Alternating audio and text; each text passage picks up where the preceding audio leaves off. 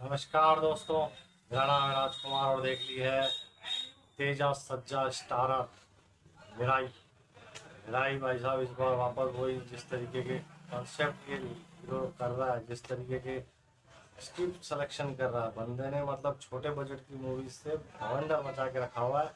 जहाँ बड़े बड़े बजट की मूवीज ढेर हो जाती हैं, ये बंदा अपने कंसेप्ट पे चल रहा है। हनुमान में भी उसने यही किया था, उससे बाद एक और मूवी आई थी उसमें भी ऐसे ही किया था, और अब यहाँ पर भी इसने वही भवंडर मचाया। और जिस तरीके का सिनेमाटोग्राफी, जो कहानी सिलेक्शन है, वो सब बढ़िया है इसके अंदर। एक्टिंग तो भाई साहब बंदे की है ही शानदार, स्टंट भी खुद ही करता है बंदा। हीरोइन भी बहुत ही शानदार एक्टिंग करी है उसने। जगपति बाबू है, उसने भी बहुत, वो तो करते हैं भाई साहब तगड़ी। अब इसके अंदर स्टोरी क्या है कि भैया शुरू शुरू में दिखाया जाता है कि जो सम्राट अशोक थे, उन्होंने जब कलिंग को मार पीट के पूरा ख़त्म कर दिया, उसका हिंसा कर दी, उसके बाद वो पछतावे में आए, और पछतावे में उन्होंने जो एक वेद अपनी सारी शक्तियों को संचय कर, इकट्ठा कर, जो करके और वितरित कर दिया, मतलब डिस्ट्रीब्यूट कर दिया 9 ग्रंथों में, 9 वेदों में। और वो अलग अलग जो है वहाँ पूरे जो शक्तिशाली लोग थे उन सबको, 9 जनों को सौंप दिया। नवा जो था वो एक, मतलब बाकी 7 8 तो 8 जो थे वो तो राजा थे, नौवा जो था वो एक आध्यात्मिक गुरु, उसको सौंपा। और इन सब की जो है रक्षा करनी थी, इन सबको वो पीढ़ियों दर पीढ़ियों करते आ रहे थे। कई बार कई लोगों ने हमला करने की कोशिश करी, लेकिन नाकाम रहे। इन लोगों की, 9 लोगों की वजह से उनको हड़पने की कोशिश करी ग्रंथों को, ज्ञान ज्ञान बटोरने के लिए इंडिया का, जैसे मोहम्मद गौरी वगैरह, इन सब का नाम लिया जाता है इसमें। तो ये सब नाकाम रहे। अब आता है आज के ज़माने का दौर, उसमें भी एक राक्षस आ गया है जो कि हड़पना चाह रहा है इनको।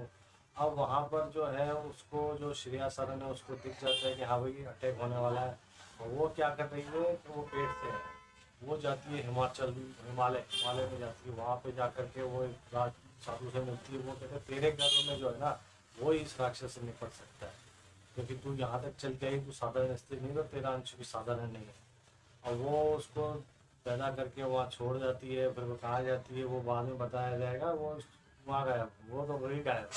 अब समय आगे चलता है, 20 25 साल बाद वो बड़ा हो जाता है बच्चा, उसको ढूंढने निकलती है एक वो लड़की, जो हीरोइन है, वो जो उस मठ में रहती, जहाँ उसकी माँ थी हीरो की। और वो वहाँ से उसको ढूंढने निकल रही है, लेकिन वो भाई साहब अपने ही कर्म कांडों में लगा हुआ है थोड़ा बहुत ऐसे और इस हालात सा पड़ा है, तो मतलब वो चोरियाँ डकैत, चोरियाँ चकारियाँ इस टाइप के काम कर रहा है, अपनी गैंग वैंग बना रखी है। लेकिन वो उसको कहती है कि तू इसमें भी जो काम कर रहा है ना, वो भी अच्छा कर रहा है लोगों के लिए, क्योंकि तूने ये जो काम किया इससे इसका अच्छा हो गया, इस तरीके से उसको बताती है। तो शुरू शुरू में समझ नहीं पाता यार कि क्या, क्योंकि वो दिमाग पढ़ लेती थी, और वो उसको समझ में आता है धीरे धीरे। फिर जो वो भाई साहब भिड़ंत होती है हीरो की और विलेन की, और वो विलेन भी भाई साहब खतरनाक शक्तिशाली, सबको मारता मारता आखिरी में वहाँ तक पहुँचता है।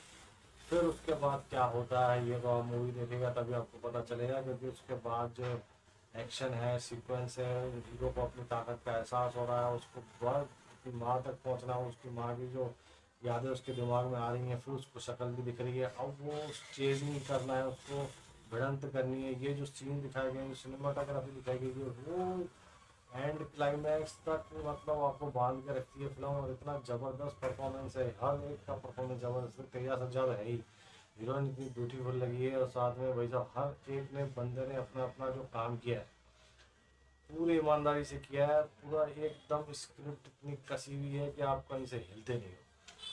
तो मैं तो भाई साहब इस मूवी को दूंगा 5 में से 4 स्टार। और अगर आपने ये मूवी देख ली तो आप बताइए आपको कैसी लगी, और मेरा वीडियो पसंद आया तो लाइक और सब्सक्राइब कर लिया। मिलते हैं दोबारा से। नमस्कार।